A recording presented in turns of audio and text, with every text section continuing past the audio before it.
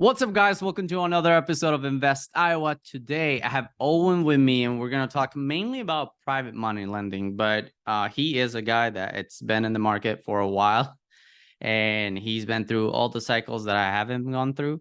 So we're going to get his knowledge and experience, but we're mainly going to focus on private money lending and what that means and how it encloses everything that you do in real estate when you're scaling a business. Owen, thank you so much for being here. I appreciate the time. Let's try to get some information from you today. Well, I don't know if you know this, but I'm from Malvern, Iowa originally. So I am true to your podcast name here. I'm an Iowegian by background. So thanks for having me. I'm pumped to be here. I still live in Iowa, Carter Lake, Iowa, right on the outskirts of Omaha, Nebraska. And I can give you a little quick overview on my background. I would describe myself kind of as a corporate refugee. I was a real estate investor since 2005. I worked in corporate HR and recruiting for a number of years for several different Fortune 500 companies, including like ConAgra Foods, IBM, Ricoh Americas, and I would flip a house, buy a rental, flip a house, buy a rental, and I kind of did that for a bunch of years before I started realizing that it's going to take me forever if I'm just going to do a couple single families or 2 to 4 single families a year. So I started getting into multifamily, started exploring what partnerships look like so that I could get out of the rat race, scale my portfolio, kind of, do the stuff that I think is fun instead of the stuff that I have to do to pay the bills. So. Gotcha. And then, so corporate America, that's where you got yourself started? You just started with a regular W-2 job? Yeah, I did. I kind of fell into recruiting. I was a headhunter for a few years, and that basically means companies would hire me to go out and recruit mainly software and IT professionals to work for their company, and they would pay me a commission if I placed someone with them. So I started in headhunting, and that's kind of a sales gig, more or less. Eventually got into the corporate side of recruiting. So I would hire people to work just for my company, whichever one that was that I was working for, instead of just whichever company I had as a customer. So I'd recruit people to work for me. During that time, I found Rich Dad, Poor Dad. I found real estate books as a way to, kind of gain knowledge in investing and building wealth and those kind of things. And I just didn't know what I didn't know. I did it more as kind of like a side hobby and really didn't know how to get from where I was to where I thought would make sense to get out of, working for the man. That makes sense.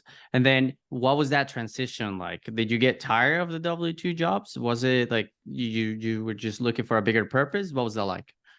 Yeah, when I started, so 2005, I got married that same year. So my, new wife, I bought my first flip house, which was crazy stressful. I was working like 60 hours a week, and I would go after work, throw on my crappy clothes, and I would go and like paint and try and do caulking. And like, this is so long ago that I don't even think YouTube videos were around on how to like do stuff DIY like they have everywhere now. So I was like trying to figure out how to do caulking and countertops and paint and all that stupid stuff. And then by the time I get done, it'd be like 10 o'clock at night, have to clean up and throw my crap in my bag, and I'd go home and then work my corporate job, do rinse and repeat. And I did that until I got the property done, which took like 9 months, and then ended up selling it, hardly made anything on it. But during that time, I found another property from one of my contractors brought it to me. I bought that and made about 40 grand. And then the light bulb came on for me. So I figured out that I didn't have to do all of that work, and I didn't have to use all of my own money in order to buy deals. So that opened up a whole lot of different like brain, synapses for me, that I could think more bigger picture instead of just like, here's a deal. The only way you can buy it is by putting a down payment down. You have to get a bank loan. You have to do all these things. So the normal way that people do it is not what I ended up being, gravitating toward. So that opened my eyes to like creative finance and creative ways to put deals together, and the fact that you don't necessarily have to flip everything. So just because, the world looks like a nail doesn't mean you have to be the hammer for it. So I created a lot of work for myself in additional studying. So I thought, okay, I don't know everything yet. I need to read everything I can get my hands on to try and figure all this stuff out. So I was reading about lease options and wholesaling and flipping and all the things, right? So I read about commercial and residential, and I was just overwhelming because I was like, what do I want to do? How can I make this all work? I know this is the way. I'm excited about it, but I couldn't figure out how to translate that into actual actionable steps that would allow me to eventually get out of my job and do something I love for a living. So eventually I arrived at the fact that I didn't have any money and I needed to get money. So I bought my first flip using income from my job and the small amount of savings I had. And then basically I started using like credit cards to finance the material purchases for it. I'd pay my contractors with those, like, they used to have like these credit card checks. So like if you had a Chase credit card, they'd mail them to you and you could like fill them out. And then, so I'd write those to my contractor, and he finally got irritated with me because like his bank would put a hold on the credit card check for like 10 days. So he couldn't even cash it. He's like, is there any other way you can pay me? And I'm like, sorry about that. So I learned some things along the way to help, I guess, kind of grease the wheels on getting comfortable in the path of going down, building passive income, and eventually, quitting my job. Okay, so flipping unveiled all the possibilities all the possible ways that you could get into real estate. It seems to me that you didn't necessarily follow flipping. Why didn't you follow the flipping? Why didn't you become a flipper? And what options were there for you? What were you thinking?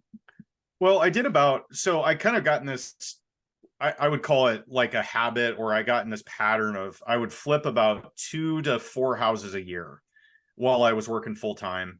That was about what I could handle. And then I would use the money I made from the flips to buy rental property. So I was kind of reinvesting my flip income into passive income producing assets.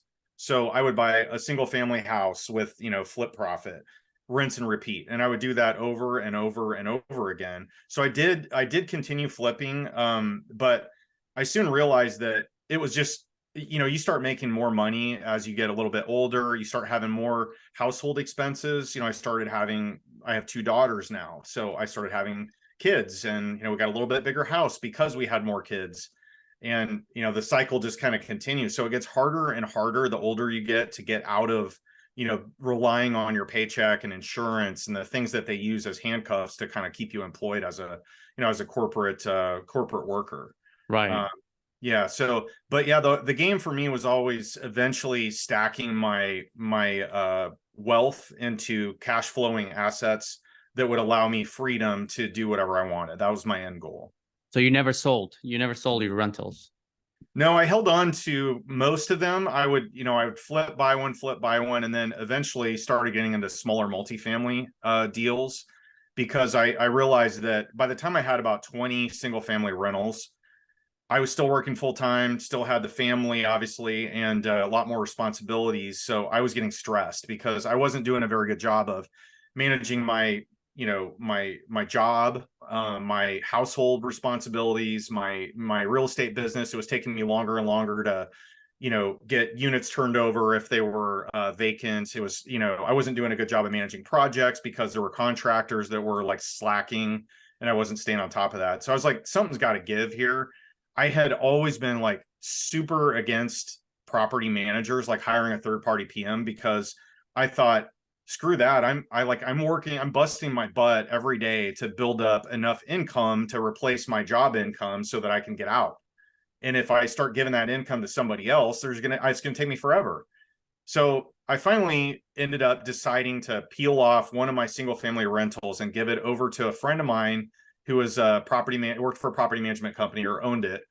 And he's like, let me just have one, let me have one. He was kind of like a drug dealer. He gave me the first one for free. I was like, all right, fine, Doug, you can have this stupid rental here, have it. And so what happened was they rented it for about $100 more a month than I would have charged. They got the turn done and leased up in like less than a week, and it would have taken me probably a month. So they got it done faster.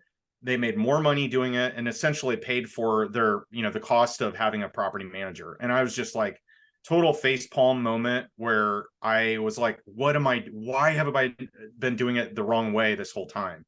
So it kind of opened my eyes up to, leveraging other people to manage things that I didn't like doing. And I don't like property management anyway. And just like a lot of people, it sucks. It's a thankless job. Yeah. And people bitch at you all the time. And it's not fun for me. Some people like it. I don't. So I was happy to give that over. I was just skeptical on what it would actually mean for me. But it turned out what it meant was it opened my mind up to leverage, and not money leverage, but people leverage. Mm-hmm. And being able to pull on that lever and have somebody handle something you don't want to do is a game changer. And that's what I learned through going through that. And it allowed me to start buying more stuff and outsourcing it, not having to worry about, do I have the bandwidth for this? And then he end up with all the properties, I'd imagine. Yes. Yeah. So I went on now to kind of like timestamp this was 2005, right? So it was like I was just getting my feet wet right when, like I got momentum, and then the world stopped. So the financial crisis happened in, late 2007, 2008. No one knew what the hell was going on. Like, it was like, how do you catch a falling knife? It was every day you wake up and look at the stock market, it's down 300, down 500, down 700. Like, it was insane. Nobody knew what was going on or where the bottom was. So that was a kind of a scary time, because like you had always heard, again, back then, Alan Greenspan was the Fed chairman. And he was always like, there's irrational exuberance in the marketplace when it comes to real estate. Everybody's like, oh, whatever. Real estate always goes up. Always. Until it doesn't. Until banks start failing. And then banks start realizing, and the federal government starts realizing, that all those loans they made to people that just signed their name and they didn't prove that they could actually afford it, guess what? That all came back around to bite everybody. So that was a scary time, but I looked at it like, living in the Midwest, I think we have an advantage in that we may not catch appreciation like the coastal markets do, but man, everything was on sale. In 2008, 9, 10, 11, 12, I bought everything I could. I found a small town bank that was willing to, invest in me and trusted me because it was where I was from. They knew me, they knew my whole family. And they said, yeah, we get it. You have some experience, let's start with one or two. So I bought one. They fronted all the money. So this was a small town bank, and they said, here's not only the purchase price, here's the rehab money as well. And I was like, are you serious? Okay. So I took that, bought some deals, made them work, refinanced into a permanent loan, and then just kept doing it. I would do one a month. So I would buy a house every single month, and then eventually started buying smaller multifamily stuff. And then that kind of snowballed from there. Wow. Yeah. One a month is a big accomplishment. What type of systems did you have to accomplish that? I would say they were adequate enough to survive, but not optimized at all. I had to learn, like, I look back now and I just shake my head and laugh, because I was like, what was I doing? I mean, it was classic. I would have multiple properties going, right? And I would have like all these receipts everywhere. And I was like, all right, I got to get organized. I'm going to put these in folders. And then I had like these tubs where you could organize the folders in them, right? And then it just grew and grew and grew. And then I had like tubs and more tubs. And I was just like, this sucks. You can't even control it.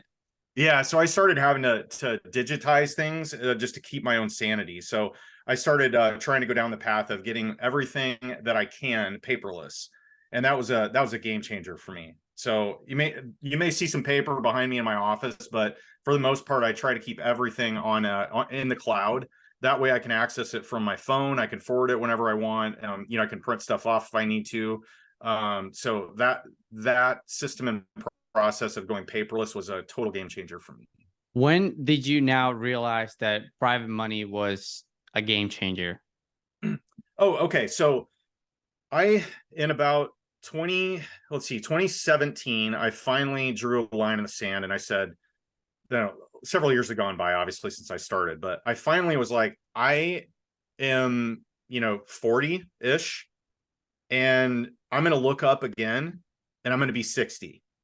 And I'm going to say, why didn't you have the balls to go out and do what you really were passionate about while you could, and while you had the opportunity, instead of choosing the safe route and just, continuing to do my job, making my six figures at my tech company that's paying me for my time. And then I could be wondering, what if I had freedom of my time? What if I could go travel? What if I could see every single one of my kids, sporting events or activities?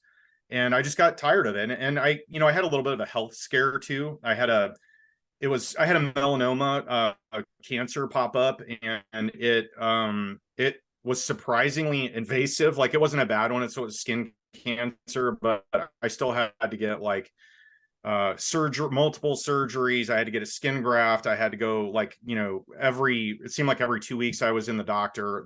And I was like, okay, I am not going to be stuck in, for the rest of my career in a job that I don't love. I want to go and figure out a way to make this a full-time gig. So I met another real estate investor that was kind of new, and we really hit it off. We started talking a lot about just plans and what, our outlook on life and goals and what we wanted to do with business. And we just resonated, and we clicked on a lot of things.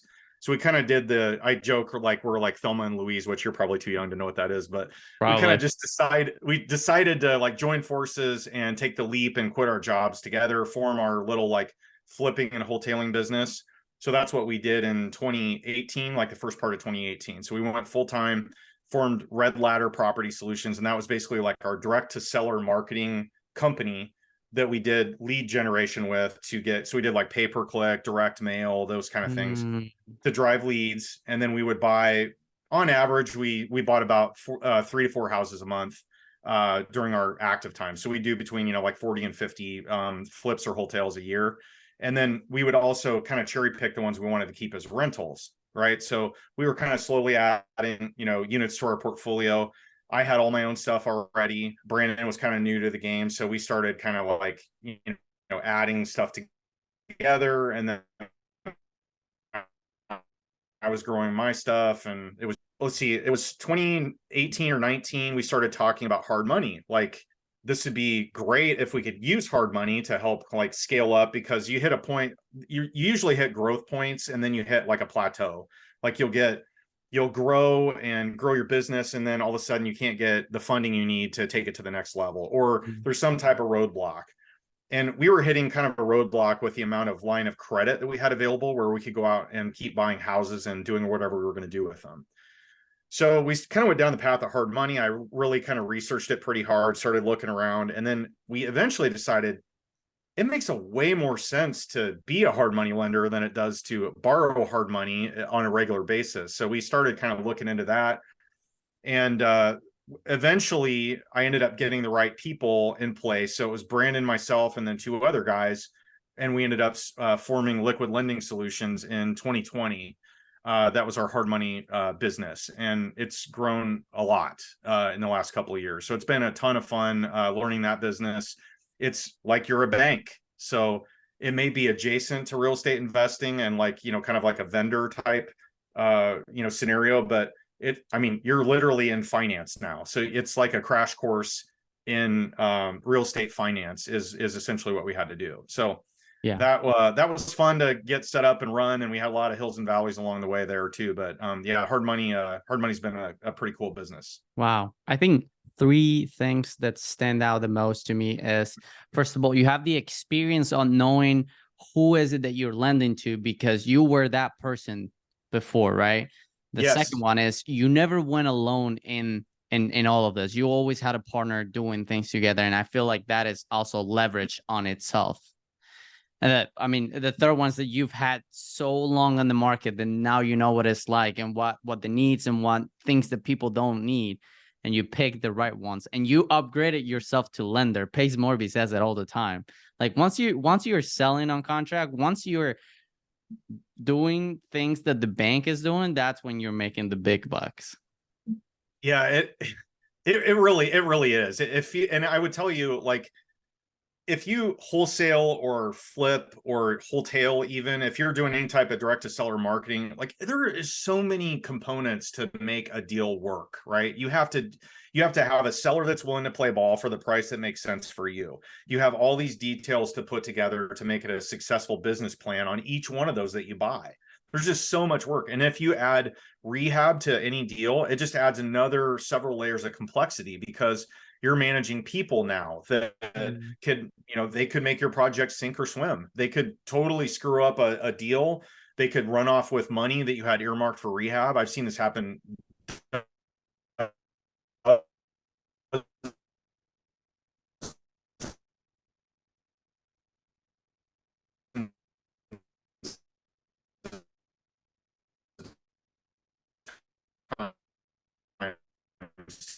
other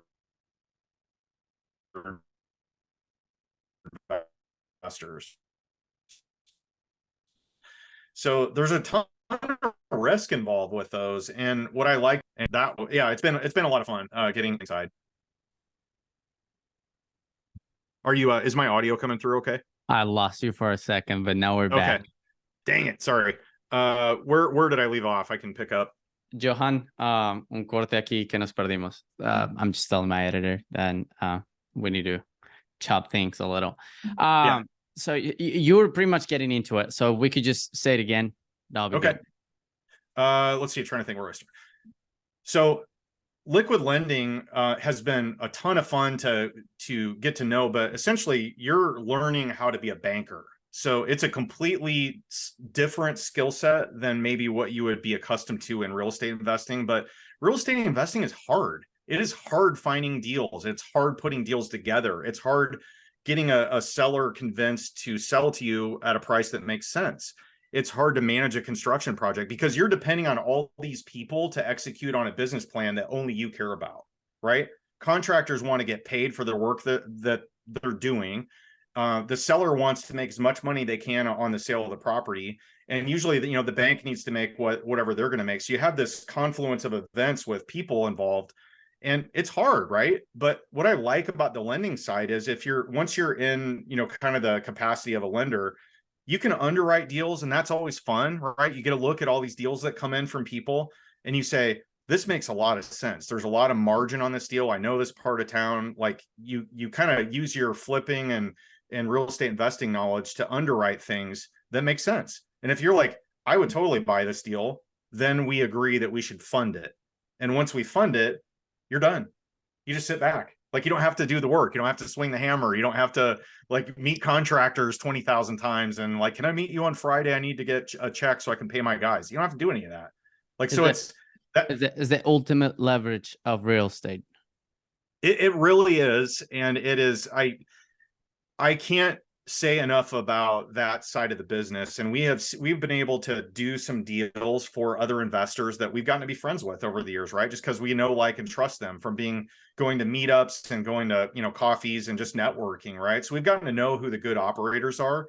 That's who we want to be aligned with. We want people that we don't have to worry about know what they're doing or not. If you're like, hey, my name's Sebastian, I'm going to flip my first house. I read Rich Dad Poor Dad. Can I get a, loan for 200 grand? We'll be like, like, what's the deal? And we'll look at the deal first, but we need to have kind of an understanding that you can execute on what you say you're going to. But, we're an asset first lender. So we're going to look at the deal just like we're the ones buying it, because if something went sideways, we'd own it. So we got to be comfortable. We have to be comfortable that we could get out of that deal or unwind it if we did happen to have to take it in a foreclosure. So it was a learning curve and still is. But it's been fun being involved on the lending side too, because it's kind of a 360-degree view at it now instead of just, you're looking at it as an investor. Yes. So, and in terms of the business model of liquid lending, give me a brief description. How's it different from like your average real estate? Besides, of course, you're not dealing with all these contractors. How do you operate that business? Okay, great. Yeah, this is a great question. So I think a lot of people maybe think hard money is insurmountable. Like it's so hard to start that business. You got to be a bazillionaire. You have to have all your own money and this and that and this and that.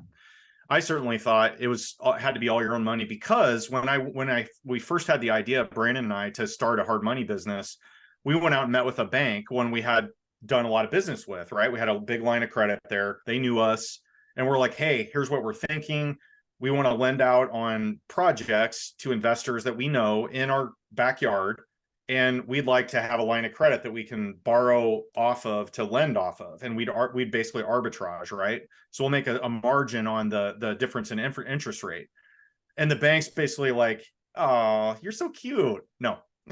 You know what I mean? They're like, hard pass on whatever you just described. We don't want anything to do with that, because banks, in order to feel comfortable, they need to have collateral. So they want a deed of trust, typically, that their name is on, and they want to know that if something goes bad in a deal, they are in first position and they can foreclose on it. Now they have the asset that should be worth what you paid for it or what you borrowed on it, at least.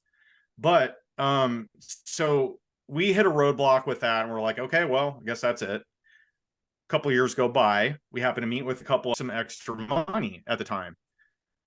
We decide that we're going to all put our own money into a pot and lend it out and just see how this goes. We started with $1 million.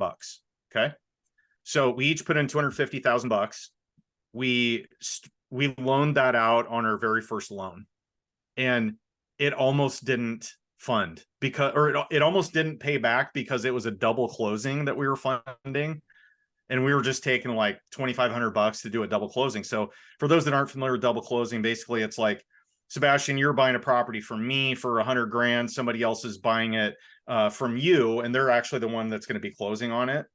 So you're buying it from me, and somebody else is buying it from you on the same day. So we were funding that whole transaction, and then you would take your cut out of the deal. Hopefully that made sense how I described it. But the buyer doesn't get to see what the spread on it, which is a lot of times that the best way to close these transactions, because in a lot of cases, these buyers will just not sign unless they get a reduction of the price, or sometimes they won't even pay what they are offering. Yeah, a lot of sellers get heartburn when they see how much a wholesaler or somebody that's attempting a double close is going to make. So yeah, the double closing is a good way to disposition things when you don't want to like advertise, hey, I made a whole bunch of money on this wholesale transaction. But we funded this deal. It was a guy we knew out of Lincoln, and then his end buyer didn't show up for closing. So we funded it. They had our $1 million, but it was now held hostage by the title company because the end buyer didn't come and perform on their side of the transaction. Long story longer, it got done. We got our money back plus, $2,500, which totally is not worth it now. $1 million for $2,500, not really good. That's not good. Right? Yeah. So so fast forward a little bit, we now are starting to at the time. So a few months go by, we start adding money from other people like friends and family. So we will pay them an interest rate that better than they can get anywhere else in a bank, with a lot less risk because we're owner operators and we know what we're doing. And then we lend it out at a higher rate and we just make the margin. Like that's the model. So we started paying. Now keep in mind, this is a couple of years ago, so interest rates weren't like crazy like they are now, but we were charging 18% and no points. So we would fund 100% of a purchase. You came to us and you said, hey, I have a house for 200 grand. It pencils out. The deal makes sense. After pair value is 350, you're going to put 50 grand into it, $100,000 spread. Great. We'll fund your purchase price and we're going to make 18% interest on that. Okay. For as long as you have it out, and we're borrowing it at 8. So we have a 10% spread in the middle. And the more of those that you can do, the more money you take in, the more money you loan out to good operators. It's a snowball effect. So your capital stack just continues to grow. And after a while, we started getting more and more people interested in lending us money so that we could then recycle the cash. So we started a fund. So we basically started raising capital through an SEC, securitized fund where we can take money from outside investors. We pay between 8, 9, and 10%, depending on the amount they contribute. And so like, obviously the more money they put in, the more we pay out. I have to do the asterisk here. Like, I'm not an attorney. I can't guarantee results, et cetera, et cetera. But that's what we pay. Simple interest every month. You get it like clockwork, monthly payments. That's how we started growing. So snapshot in time, as of today, we have about $17 million that we have loaned out at any given time. And depending on where the properties are located, because we started growing into other states as well. So we do a fair amount of deals in, obviously we do quite a bit in Omaha, Nebraska, which is where, we operate. We have probably half of our loan stack is in our backyard here, but we started doing a lot of stuff in Des Moines, which I know you're in. And then we started funding deals outside of the market with good operators that we've met at like masterminds and, BP Con and other events like that. So it's been a ton of fun meeting like just some ballers in other markets that now we can actually be in their world because we have money. We have money to lend. We like doing these type of projects. We want people that know what the hell they're doing. So yeah, a lot of fun. I love this business, man. I could talk about it all day.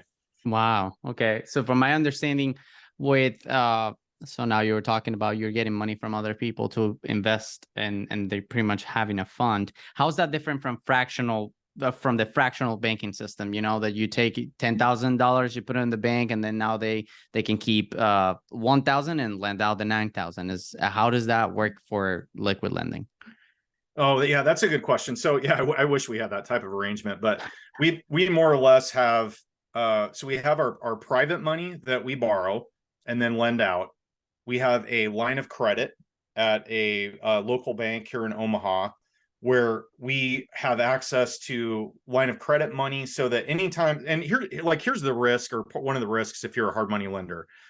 If you have a bunch of money just sitting there that you're paying interest on and you're not collecting, that's a problem, Yeah. right? So your job is to continuously churn that money and put it into good cash or good deals that have a, very high likelihood of being successful as a business plan. So, we have to continuously keep our eye on deploying into good projects with good operators. And then we're always raising, right? So you're raising money on one side, you're looking for stuff to deploy it into on the other side. So that the biggest difference is we don't have the leverage that a normal like FDIC insured bank would, where they can loan out, like you said, they can loan out, 90% of their deposit stack. Unfortunately, we don't have that luxury, but we do have a line of credit, so we can draw on all of our investor capital first so that anything we're paying active interest on, we have deployed. And we can earmark, like if we have a big loan payoff or a chunk of them pay off, we can just let our credit line sit there and not draw on it. Then we're not paying interest on it. So What's the scalability factor in a lending business? you're only limited by the amount of money you can raise, period. And your banking relationships are going to go probably from people that want to give you the Heisman and not do any business with you to like, oh, once you prove you actually have a solid net operating income and a tax return under your belt, then you can go and start pitching this. Here's what we found. Most banks don't know how to collateralize hard money lenders. So a lending business like mine, if I took it to a neighborhood bank and I was like, hey, Joe, the VP of commercial lending, can we get a credit line and just loan out your money again? He'll be like, I can't do that because you have no collateral. Whereas we ended up hooking up with a bank, Access Bank here in Omaha. They've been awesome to work with. They're treating our hard money lending business like they would a manufacturing company. And what I mean by that is they set up a line of credit, but they're collateralizing it with the promissory notes we have on the loans that we have out. Right. So we can pledge those so that they have the opportunity if it came down to it. And we just said, you know what, we're out of here. We're just going to close up shop. We're going to leave all these loans out. You deal with the mess. They can say, okay, well, we have these promissory notes and we're on there as an assignee to it. So then they can do whatever they're going to do. So, but they treat them basically like a like a PO. Like if you have a manufacturing company, you may have like a crap ton of purchase orders. So like, let's say you have $1 million worth of purchase orders, but you can't afford to manufacture the stuff that the people are ordering from you because your cash, your cash is low. Yeah. You go to a bank and you're like, hey, bank, can I get, I have all these purchase orders. Here they are. Can I get a line of credit so that I can buy materials and like keep the lights on here? The bank will say, we're going to loan you a percentage of your POs. So they may go like, well, if it's a new relationship, maybe they'll go like 30% or 50%. So if you have $1 million in purchase orders, you may get a line of credit for 500 grand, right? If you have, and now that we've grown, we have like $2.5 million credit line there that we can draw on at any time. And it's a 50% of our active deployed capital up to $5 million. So they collateralize our promissory notes just like they would a PO with the manufacturing company. Hopefully that made sense. Yeah, that definitely makes sense. It's just that they got to make sure that they have their securities in place in case you go out of business. Yeah. Now here's the other thing too. Like let's say you have a hard money business or you're trying to grow your hard money business and you're running into roadblocks with raising capital, or you just can't find a bank that's going to cooperate. There are what they call warehouse lenders out there. So warehouse lender is basically, think of a mortgage company. So like if you were going to go out and buy a house, you're going to live in it, right? So you're going to go out and get a primary mortgage. You'll go to like ABC mortgage company, right? They'll get your file, underwrite it. They'll say, yes, Sebastian's approved. and they'll issue the loan to you. So they're gonna give the loan to you for 200 grand that you use to purchase the property, right? So now you're on the hook for paying them. But what happens is they make the loan, but that mortgage company goes to like Fannie or Freddie and they recoup that money. So they basically originate the loan and then they sell that loan off to another end buyer, which is typically like on a conforming mortgage, Fannie or Freddie is your biggest buyer. A warehouse lender is the ammo that goes in the gun that the mortgage company is shooting every day when they're making these loans. So they're reloading them, right? So a warehouse lender is the lifeline for a mortgage lender that's selling off notes that they're originating. Hard money can get warehouse lines also. So we're in talks right now with some warehouse lenders that fund a lot of deals, and these are big banks, right? So these are like, well, I don't know if I'm supposed to mention names yet, but like they're out there. So like Union Bank and Trust is one in Omaha. There's I'm trying to think, Flagstar Bank out of Wisconsin. There's several of these. So if you start looking into that, you can actually tap into maybe a substantial amount of available cash, but you have to line up with what the warehouse lender is looking to do with their business too. They're not going to just loan it to anybody, but you got to have your act together, basically, is what I'm saying. Right. So. And I'd imagine the more it's all about that network and the more connected you are overall with your company. Yeah, exactly. And one thing, I just wanted to make the point of, you and I met at a meetup in Des Moines. Yeah. Right. This is last year. And we had a mutual friend, Darson Grantham. Shout out to Darson. He puts on a meetup there with some great people and content, and he does a good job about curating kind of like what he puts out there into the world for real estate knowledge. I like to do that also. I love podcasts. I love sharing what I'm doing. I love mentoring people, whether it's directly or just by spreading this kind of stuff, right? You can evangelize this and it can reach a much bigger audience if you're on social media than if you're not. And so I love that, because every time I talk to somebody by sitting down with them or I'm on a podcast with them, I learn something. So I feel like I can take that and use it to my advantage. And then it's just, you just keep growing and growing and growing. But it's using a meetup group or a RIA or some type of regular networking gathering situation to build relationships with other people that have similar goals, that have a good true north with their integrity and everything else. Those are going to be your business partners. Those are going to be your people that they're going to be your customers if you're a hard money lender or a private money lender. So you can't skip over that part. You can't build a relationship by sitting, at your desk behind a computer eating Cheetos all day. You got to get out there, right? So I put in the work. I put in the work of getting lined up, and I didn't do this like with the intention, but it just ended up working out that way. The two biggest meetups that we have in Omaha, I'm great friends with both the guys that own and run those meetups, business partners with a couple of them. So that's just given me all kinds of leverage and credibility by the fact that they're in my circle, and it's not because of me. I'm nothing special. Yeah. So, I mean, you don't have to go as far as like my first ever wholesale deal came from a meetup. Yeah. Right. And it just amazes me, because I meet people literally all the time, or like they'll message me on Facebook because they saw something I put out there, or they'll ask a question. I'll be like, hey, did you know there's a meetup, or did you know there's a RIA? And they'll be like, no, I didn't know that. Or yeah, but I can never get to it because I have blah, blah, blah, blah, blah, blah. Like everybody's got something, and I get it, but you have to make it a priority. Otherwise, you're going to be in the same spot you were 3 years ago if you don't take action, period. Yeah. You can read all the books you want, you can study all you want, but if you don't go out and start doing these things that move the needle, it won't matter. Yeah, especially that most of the people that you will find on those meetups are the ones that are moving this town, are the ones that are doing the deals, are the ones that are closing those deals.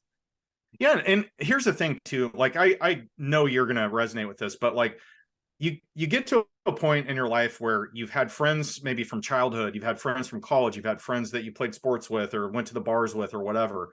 You had those friends and they're great and they're nice and they're fun, but some of those friends are fun and funny, but they're like, like Winnie the Pooh, Eeyore is like, there's always a cloud following him around. Like he's always talking about people and how bad things are and this and that. You start getting more people like that in your life, you're going to get stuck. So yeah. I think you can, and you don't have to quit being friends with them, but quit giving them all your time. Start, start working in people that have a positive outlook, that are goal oriented, that talk about ideas and strategies and growth and personal development, rather than talking about things and stuff and what so and so said about so and so. Like, that's, you're not going to get anywhere doing that. I So 100% agree with you. I could not agree with you. Anybody that is wanting to make it and it's actually committed with it will have no problem closing relationships. I have subsequently, just like unconsciously, closed so many relationships that were not like, all my friends now are 30 or older and they're all in real estate. How am I not going to be one of them when I'm 30? yeah, like you are going to become who you surround yourself with. There's Yeah. a reason why that's a saying that everybody's been saying forever, right? You're the average of the 5 people you hang around with most. There's something to it. I Yeah. mean, you can't be around successful people day in and day out and not have that rub off on you. So I just think if you're the best person in your circle, you need to start either changing out some of the people in your circle or just finding a different circle to spend time in, because you're going to be in the same spot in 3 years. Yeah. Like, it's a progress killer. Get to a better circle. What's the best Yeah. way to reach out to you to learn about if I have any deals or anything that comes to my mind? How do I reach out to Liquid Lending? What's the best way to connect with you? Yeah, so our website is liquidlendingsolutions.com. I am on Instagram. I'm trying to be like Sebastian when I grow up and get my following up there. My handle is Owen Money Real Estate. I've got a website too. I have a fledgling YouTube channel that I'm working on. So I'm a work in progress, but I've got some VAs that are going to help me kind of like get some more content out. But that's good. And then, RIA Radio, I've got a podcast. We just filmed our 100th episode today with a pretty killer guest who I know you know as well. So it'd be awesome if people, tune into that. REIA Radio. Look on, Apple Podcast, Stitcher, or I guess not Stitcher anymore. Well, we're on any of the socials, so you can find us there. Owen, I appreciate your time a lot. I always hear about hard money lending and just like private money lending, that the entire concept in general is just so unknown because it feels as if it's so far away from where I am in my career.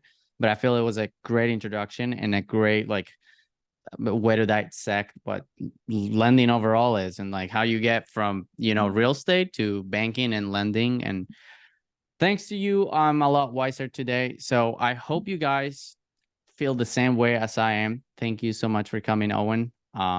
Nothing but the best wishes for your company lending.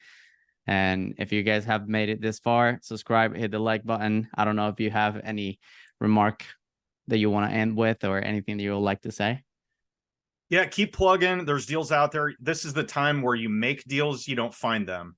Okay, so keep plugging away, keep putting the work in, feed the top of the funnel, because what comes out of the bottom is not going to be what it was last year, but there's still really good stuff out there. Keep putting in the work, tune in, grow your mind, grow your network. And yeah, thanks for having me on. I really appreciate it. Awesome, man. I'll see you guys on the next one.